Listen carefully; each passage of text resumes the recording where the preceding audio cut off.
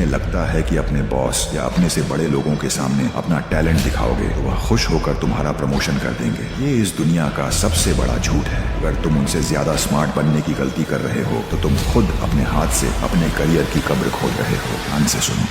The 48 laws of power. नियम नंबर 1, never outshine the master. इसका सीधा सा मतलब ये है कि अपने मालिक से ज्यादा चमकने की कोशिश कभी मत करो। एक सच्ची बात ध्यान से सुनो। एक बहुत ब्रिलियंट और मेहनती इंसान था जिसने दिन रात एक करके ऑफिस की सबसे बड़ी डील क्रैक की। मीटिंग में उसने अपने बॉस को आउटस्मार्ट कर दिया और उस डील का सारा क्रेडिट खुद ले लिया। उसे लगा कि इससे उसकी इज्जत बढ़ेगी और प्रमोशन मिलेगा, पर पर्दे के पीछे खेल कुछ और ही चल रहा था। उसके बॉस का ईगो बुरी तरह हर्ट हो गया था और उसे अंदर ही अंदर डर लगने लगा कि ये नया लड़का एक दिन उसकी कुर्सी छीन लेगा। इसका नतीजा ये निकला कि अगले ही महीने उस स्मार्ट बंदे को किसी झूठे बहाने से नौकरी से निकाल दिया गया। हमेशा याद रखना कि एक खुला दुश्मन कभी इतना खतरनाक नहीं होता जितना एक इनसिक्योर बॉस होता है। इसलिए हमेशा चालाक खिलाड़ी की तरह खेलो। जहाँ जरूरत हो वहाँ क्रेडिट अपना खुद लो, पर जहाँ बात तुम्हारे बॉस के ईगो की हो वहाँ अपनी जीत का सारा ताज चुपचाप अपने बॉस के सर पर पहना दो। उन्हें लगेगा कि तुम उनके सबसे वफादार प्यादे हो, पर असलियत में उनके दिमाग का रिमोट कंट्रोल तुम्हारे हाथ में होगा।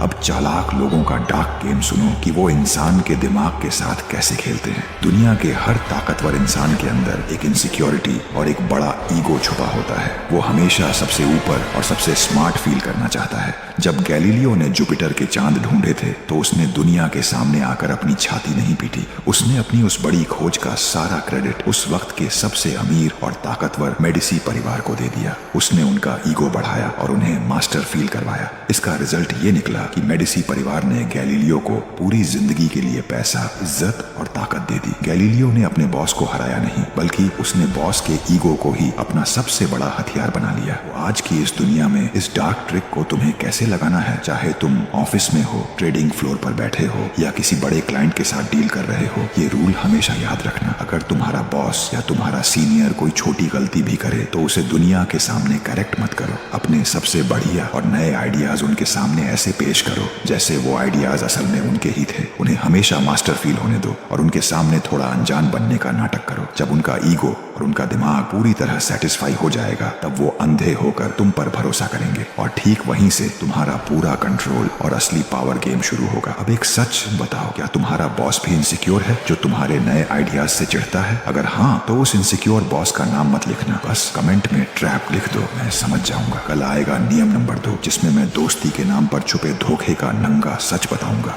अगर इस डार्क दुनिया में शिकारी बनना है तो इस वीडियो को शेयर करो और मेरी एक बात ध्यान से सुनना, क्योंकि शायद हम दोबारा ना मिलें, इसलिए फॉलो कर लो।